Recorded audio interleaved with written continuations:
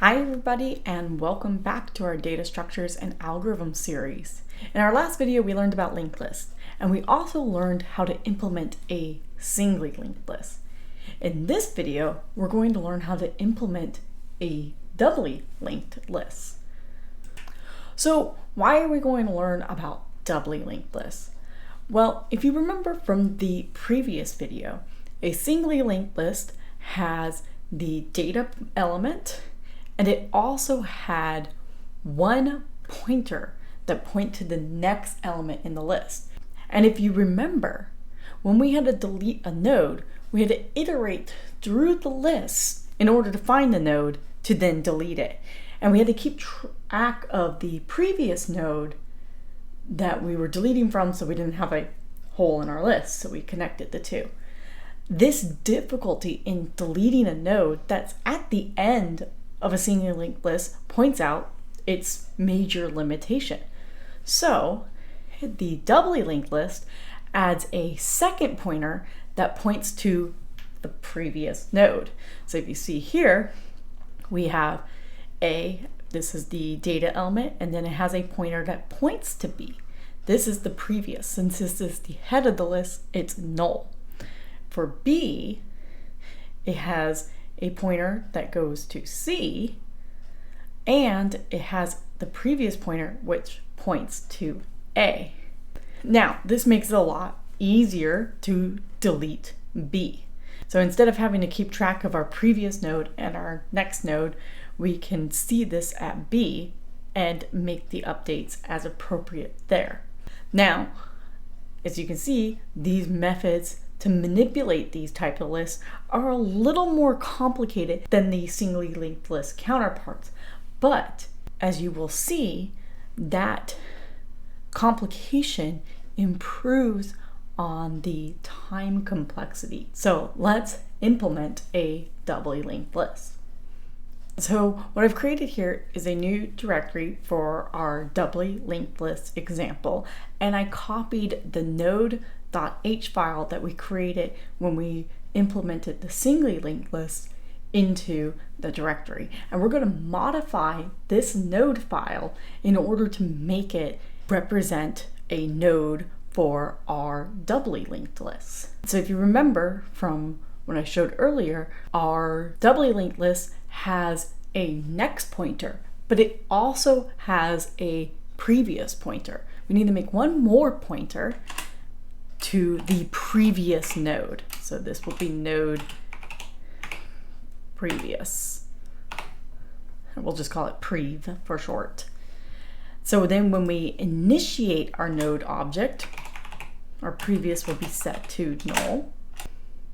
We already had an example where when we set up a constructor, we could have the next be set as well, and it would be defaulting to null if it wasn't passed. We want to do the same thing for our previous. So we're just going to add node,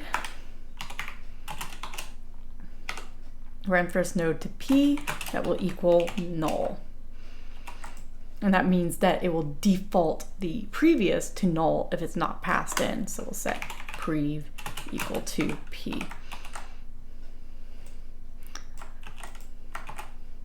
So that's all we need to do for setting up our node file.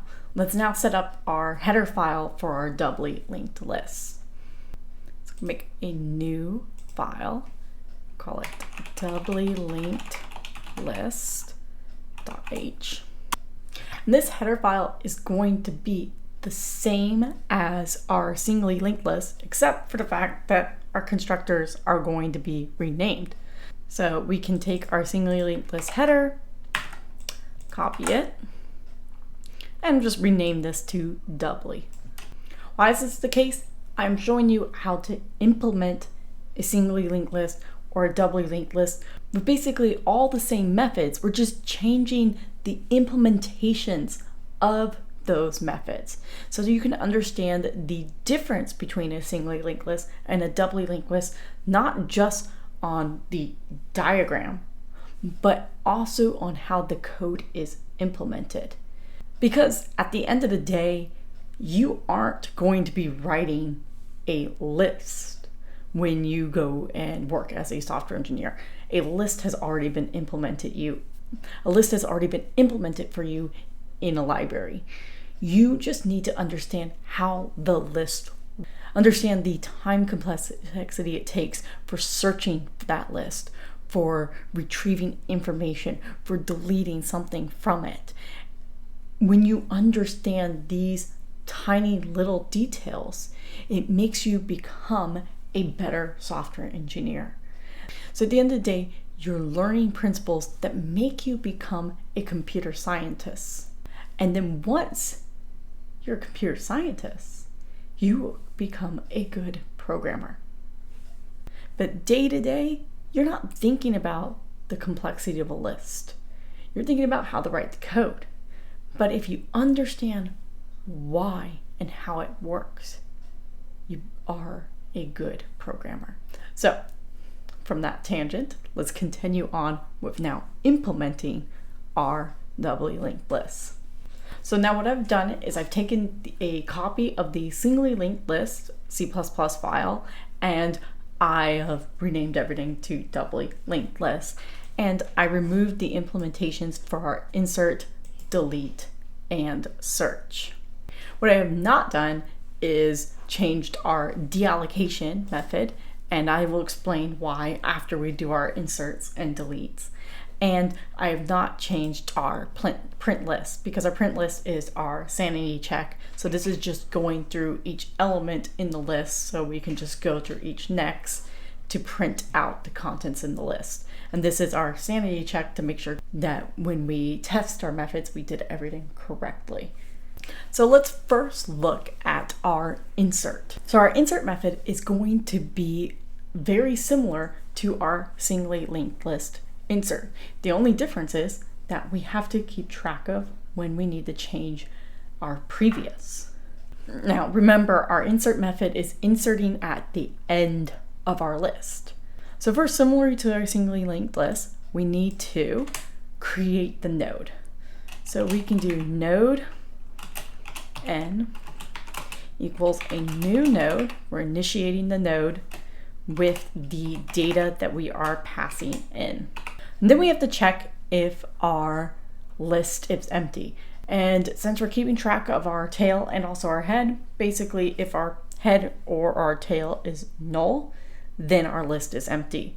So we can write if, it could be head or tail.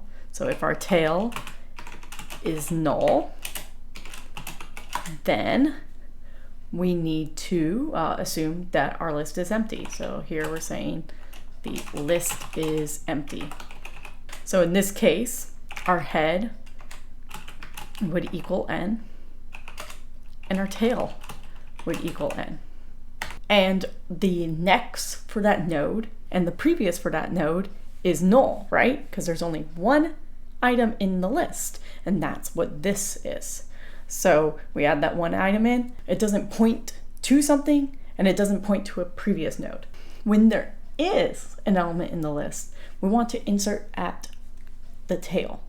So otherwise, our new node's previous is going to equal the tail. Why is that? Because if we're inserting D to this list, then we need D's previous to point to C. And we need C's next to point to D. We're making D's previous point to C. We're making C's next point to D. And then we need to update our tail. Tail equal our tail's next or n. So tail's next. And there you have it. We've inserted at the end of our list. What is the time complexity for this insert? Well, if the list is empty, we do this in constant time, because this is just a constant thing. We don't need to loop through anything. If our list has an element in it, we do this in constant time. O1, constant time. Pretty simple to insert in a list, just an added complexity. Compared to our singly linked list, the added complexity is keeping track of that previous element. So now you can understand why our deallocation doesn't change. If we always have the next, just like before, we just iterate through our next until the list is empty. And when the list becomes empty, we break out. So we're just iterating through, deleting the head, updating the head. Don't need to change that deallocation at all. So now let's delete a specific node. So let's take a minute here to remember the different scenarios that could occur when we deleted a specific node for our singly linked lists.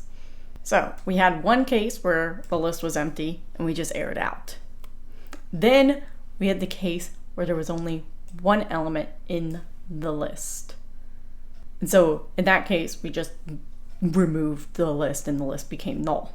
Then we had the case where there's more than one node in the list, and the node to delete was the head. And in that case, we needed to update the head to be the head's next. And then the final case was that there was more than one node in the list, but we had to find our predecessor. It wasn't just the first one. So then we had to walk through the list so that we could find the predecessor to that node to update the next. Our delete is going to become somewhat simpler. So I'm going to take this method here, put it into our delete, and modify the elements that need to change. List is empty, we error out. Same exact thing with a doubly linked list. When there's only one element in the list, so the node is the head that we're going to be deleting, that is the same exact scenario. We don't need to change anything. We just need to deallocate the memory and then set the head and tail to null. Now, here's where we start changing things. If there's more than one node to the list, and the node to delete is the head.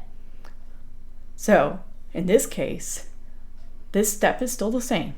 Our head equals our head's next. But now what needs to change is that next's previous has to become null. Well, we've already changed our head to equal our head's next. So all we have to do is say head's previous equals null. Simple. We're just setting the previous equal to null. So going back to look here so that you can understand visually, we are removing A.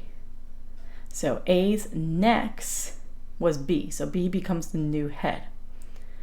B's next still stays the same, so we don't need to change that, but B's previous, A has been deleted, so B's previous has to become null.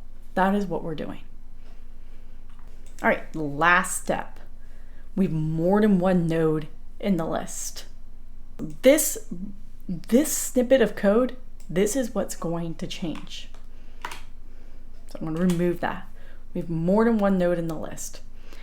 So let's go back to our picture here. If we were to delete B from the list, then the previous for B, which was A's, next needs to become C. So A's next needs to be C. And C's previous needs to become A. But we already know the next and the previous. So we can work from B's previous and next in order to make these changes. So what we want to do here is we want to update our node to delete's previous's next to the node to delete's next. It's crazy, but we can do that. So we go the node to delete's previous next. So here, if the node to delete was B, I went to the previous, so I went to A, and now A's next pointer object is going to equal our node to delete's next. The next part is we need to update our node to delete. So in this case, if it was B, next, it's previous to now be A. because it got deleted, right? There's one scenario that we wouldn't want to do that in. If we were deleting C, which was the tail, then that node to delete next would be null. So in that case, we don't want to do anything. We'll get a null pointer exception. I mean, it'll be a little frustrating. You can do it and hit the failure yourself and you would understand why. But I'm going to prevent you from seeing that error by just doing it. So go here and I say if our node to deletes next does not equal null, then our node to deletes next's previous needs to equal our node to deletes previous. We just implemented how to delete a node from a doubly linked list. Last step, don't forget about deallocating memory. It's already there. So nothing really had to change. So we just had to start keeping track of previous. Now, let's look at the complexity of this delete. This has still stayed constant time. It's the same constant function. This as well has stayed constant time. So it's still 01. Now, remember, this was ON for a singly linked list because we had to iterate through the list in order to determine what the predecessor of the node to delete was. But in this case, we already have the previous. So we don't need to iterate through the list. So this is constant time. This is just an if statement, and whether or not we do it, yes, no. This is constant time. So 01 plus 01 plus 01 is 03, which is still at the end of the day constant time. Our delete has become 01. So we have just improved from linear time to constant time with deleting a node. So now, if you think about it, we are using up we're using up a little more space in memory because now we are keeping track of a previous, but what we gain from it is faster deletes. So if you're deleting a lot from a list, and it's a very, very, very large list, so you're doing a lot of inserts and a lot of deletes, it might be better to use a doubly linked list than a singly linked list and take that extra usage of memory over the extra time and effort that it takes to delete an element from a list. So the last thing we want to do is search for an element in a list. So in this case, searching for an element in the list is actually the same as a singly linked list. So we can actually just copy our singly linked list search. And this is the exact same thing we're going through and we're finding the first occurrence of the data. So since we copied this is still O and time. So searching hasn't been improved by doing a doubly linked list. Only our deletes have been improved. So now that we've implemented our doubly linked list, let's test our code.